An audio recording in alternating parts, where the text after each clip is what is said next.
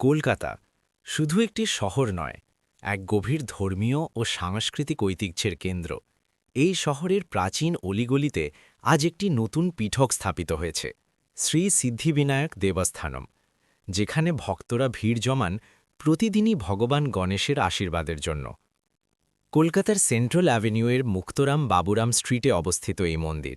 এই মন্দিরের অনন্য গল্প শুরু হয় একটি প্রায় ২০০ বছরের পুরনো মল্লিক কুঠি থেকে।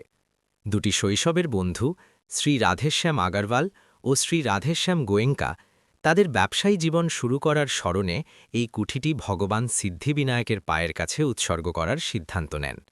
২০২০ সালের ২৮শে ফেব্রুয়ারি ভক্তদের জন্য উন্মুক্ত করা হয় এই শ্রী সিদ্ধিবিনায়ক দেবস্থানম মন্দিরটি। ভগবান গণেশ বিঘ্নহর্তা, বিদ্যার দেবতা, শুভ সূচনার প্রতীক। এই মন্দিরে প্রতিষ্ঠিত সিদ্ধিবিনায়ক মহারাজের দর্শন করলে ভক্তরা মনে করেন মনের সব ভয় ও বাধা ধীরে ধীরে দূর হয়ে যায়। এখানে ৪ হাত বিশিষ্ট গণেশ মূর্তি স্থাপিত রয়েছে। ভক্তরা বিশ্বাস করেন এটি বিশেষ শক্তিসম্পন্ন। মন্দির প্রতিদিন ভোর ৬টা থেকে দুপুর পর্যন্ত দর্শনার্থীদের জন্য খোলা থাকে। প্রতিদিন ভোর থেকেই শুরু হয় মঙ্গল আরতি। ভক্তদের কণ্ঠে ভেসে আসে গণপতি বাপ্পা মোরিয়া। এখানে ধ্যান, প্রার্থনা ও বিশ্বাস একত্রে মিলিত হয়। ভারতীয় ও বিদেশি পর্যটকরা এখানে এসে শান্তি ও আশীর্বাদ অনুভব করেন। গণেশ চতুর্থী উপলক্ষে এই মন্দিরে দেখা যায় বিশেষ উৎসব।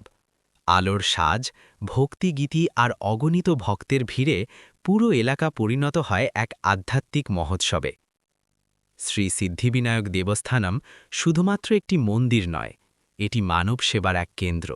স্বাস্থ্যসেবা, সমাজ কল্যাণ ও শিক্ষামূলক কার্যক্রমের মাধ্যমে এই মন্দির মানুষের পাশে দাঁড়ায়।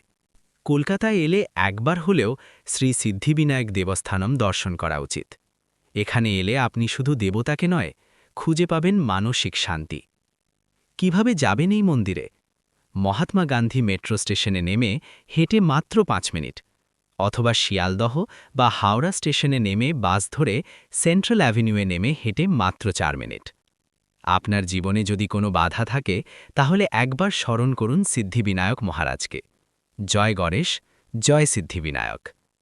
যদি এই ভিডিওটি আপনার ভালো লেগে থাকে, তাহলে লাইক, শেয়ার এবং সাবস্ক্রাইব করতে ভুলবেন না। আরও এমন ইতিহাস ও আধ্যাত্মিকতার গল্প পেতে আমাদের সঙ্গে থাকুন।